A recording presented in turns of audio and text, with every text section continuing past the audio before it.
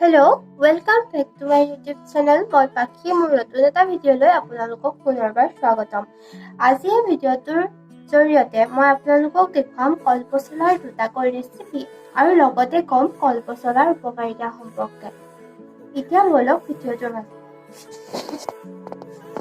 এতিয়া আমি ভিডিঅ'লৈ যাওঁ।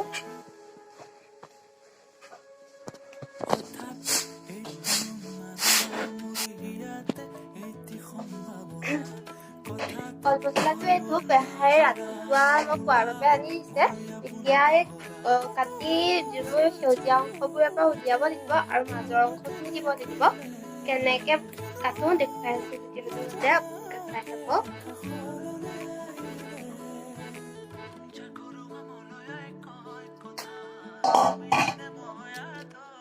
বাকলিটো সেউজীয়া ৰঙৰ দিব নালাগিব, ইয়াত আম বহুত আছে।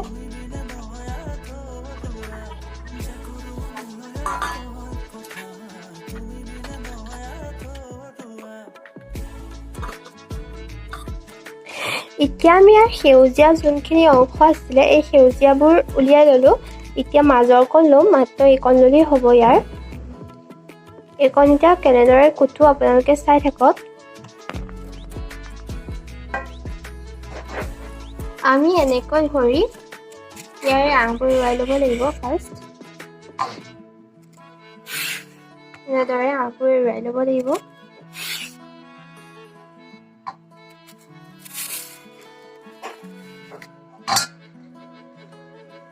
যিকণ কুমলীয়া অংশ সেইকণ দিলে খাবলৈ ভাল হয়, সেয়েহে মাজৰ অংশখিনি দিম আমি। আপোনালোকক যে কৈছোঁ ইয়াৰ উপকাৰিতা সম্পৰ্কে ক'ম বুলি। ইয়াৰ উপকাৰিতা সম্পৰ্কে ক'বলৈ গ'লে পোনপ্ৰথমে আমি ক'ব পাৰোঁ যে ইয়াত আছে প্ৰচুৰ পৰিমাণে আঁহ, ইয়াৰ উপৰিও ভিটামিন B6, পটাছিয়াম, আইৰণ আদি। আইৰণ, ভিটামিন B6 আদি থকাৰ বাবে ই ৰক্তহীনতা বা এনিমিয়া ৰোগৰ উপকাৰী। ইয়াৰ উপৰিও উচ্চ ৰক্তচাপৰ উপকাৰী। ই উচ্চ ৰক্তচাপক নিয়ন্ত্ৰণ কৰাত সহায় কৰে।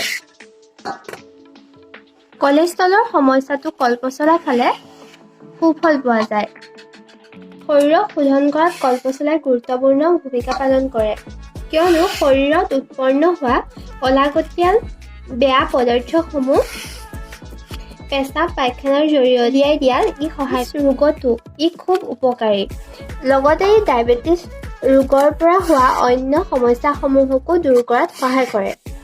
লগতে পেটৰ চৰ্বি কমোৱাটো কলপচলাই বহুভাৱে সহায় কৰে। এই সকলো উপকাৰিতাসমূহৰ উপৰিও এটা বিশেষ উপকাৰিতা হ'ল যে কিডনী ষ্টন ৰোধ কৰাত ই বহুভাৱে উপকাৰী। এতিয়া আমি ইয়াক সৰু সৰুকৈ কুটি লওঁ।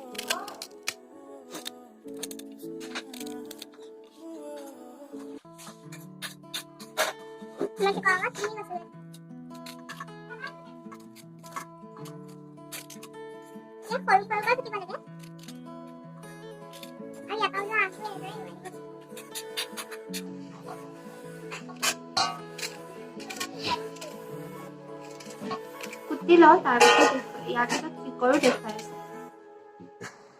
কাটি শেষ হৈ গ'লে এতিয়া আমি ইয়াক নিমখত দি পেলাই হাতে মোহাৰি দিব লাগিব, তেতিয়া কেঁহা গোন্ধটো নাথাকে আৰু।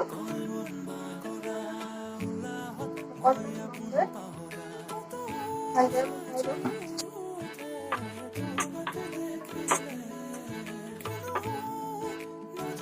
সানি লোৱা হৈ গ'ল। এতিয়া আমি আলুখিনি কাটি ল'ম। এয়া মই পচলাখিনি দুটা ভাগত ভাগ কৰি লৈছোঁ, যিহেতু দুভাগ বনাম। এয়া বনাম মাংস সৈতে, মাংস আৰু তাত দিবলৈ পিঁয়াজ, জলকীয়া, আদা নহৰু পেষ্ট, আলু, পিঁয়াজ, জিৰা, গৰম মছলা, এইটো গৰম মছলা হয় আৰু এইটো মিট মছলা। এইখিনি এতিয়া আমি দি মেৰিনেট কৰি ল'ম। এইখিনি ফাৰ্ষ্ট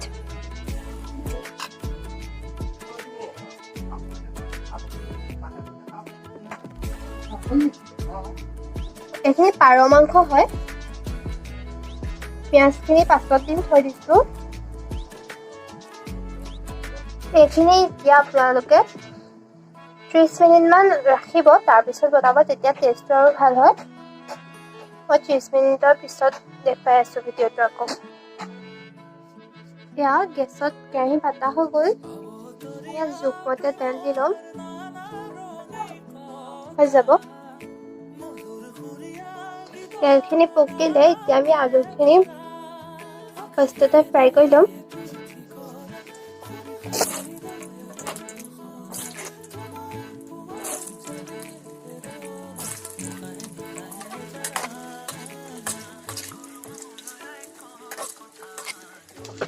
অকণমান ব্ৰাউন কালাৰ এটা আহিলে আলুখিনি নমাই দিম। বেছিকৈ ফ্ৰাই নকৰোঁ, কিয়নো পিছত আকৌ সেইখিনি ভাজিবই লাগিব, সেয়েহে ইমানতে ইয়াক নমাই দিম।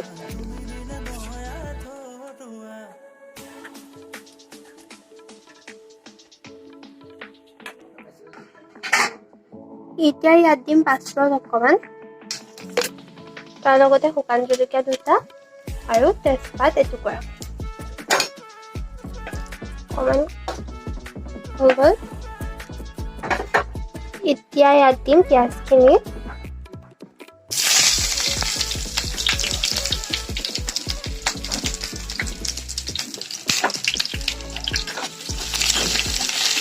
পিঁয়াজখিনি ব্ৰাউন হোৱালৈকে ভাজি ল'ম।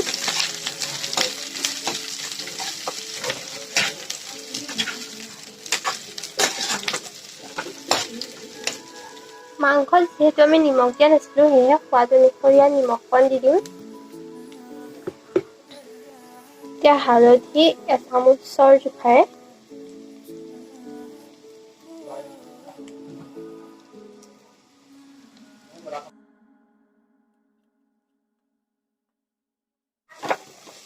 পিঁয়াজখিনিও গল্ডেন কালাৰ হ'ল, লগতে নিমখীয়া হালধীয়াখিনিও মিলি গ'ল। এতিয়া আমি ইয়াত দিম অথনি মছলা দি মেৰিনেট কৰি থোৱা মাংসখিনি। এয়া মাংসখিনি দিয়া হ'ল আৰু এইখিনি ভালদৰে ভাজি ল'ব লাগিব। মোবাইলত যিটো কালাৰ ওলাইছে তাতকৈ বহুত ধুনীয়া কালাৰ এটা আচলতে হৈছে।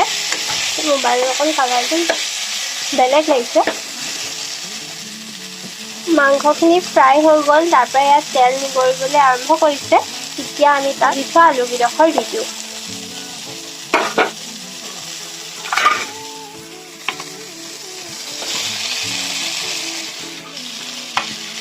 যিহেতু মই এটা হাতে ধৰিছোঁ কেমেৰা আৰু এটা হাতে বনাইছোঁ, সেয়েহে অকণ দেখুৱাবলৈ অসুবিধা হৈছে। তথাপিও আপোনালোকক দেখাই আছোঁ কেনেকুৱা হৈছে জনাব। এতিয়া আলুৱে আৰু মাংস অলপ দেৰি ফ্ৰাই কৰি লওঁ, তাৰপিছত ইয়াত কলপচলাখিনি দি দিম। দেখিছেনে খুব ধুনীয়া কালাৰ এটা উঠিছে আৰু তেলো ওলাই আহিছে এতিয়া। আৰু অলপ টাইম ভজাৰ পিছতে আমি ইয়াত কলপচলাখিনি দিব পাৰিম।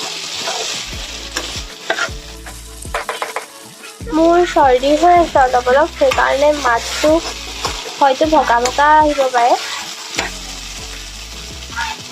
মাংসখিনি ফ্ৰাই হৈ গৈছে মাংস আলু। এতিয়া আমি দিম কলপচলাখিনি।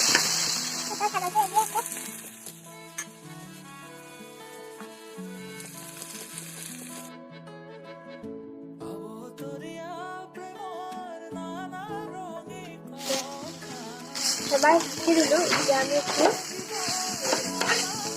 এবাৰ ঢাকি দিয়া হ'ল, এয়া ফ্ৰাই হৈ গৈছে।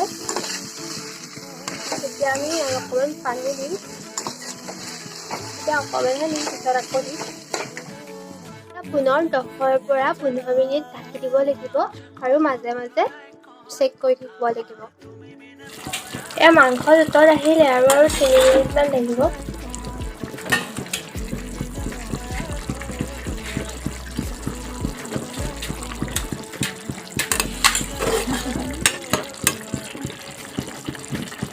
ইপিনে মই কলপচলা আৰু এটা ৰেচিপি বনাম বুলি যে কৈছিলোঁ, তাৰ বাবে মিহি মিহিকৈ এটা আলু কাটি ল'লোঁ আৰু নহৰু, আদা, জলকীয়া, পিঁয়াজ এইখিনি কমপ্লিটকৈ কাটি ল'লোঁ। ইয়াৰ পিছত এইটো বনাম বুটেৰে। এইটো চব্জি বনালোঁ আৰু এইটো শুকান ভাজি বনাম। আমাৰ পাৰ মাংসৰ সৈতে কলপচলাৰ চব্জি এতিয়া হৈ গ'ল বনাই। এতিয়া বনাম কলপচলা সৈতে বুটৰ ভাজি। এইখিনি কাঢ়ি লওঁ, ইয়াৰ পিছতে আকৌ ভাজিটো কেনেদৰে বনাব লাগে সেইটো ৰেচিপি আপোনালোকক দেখুৱাই আছোঁ। পাৰ্ট 2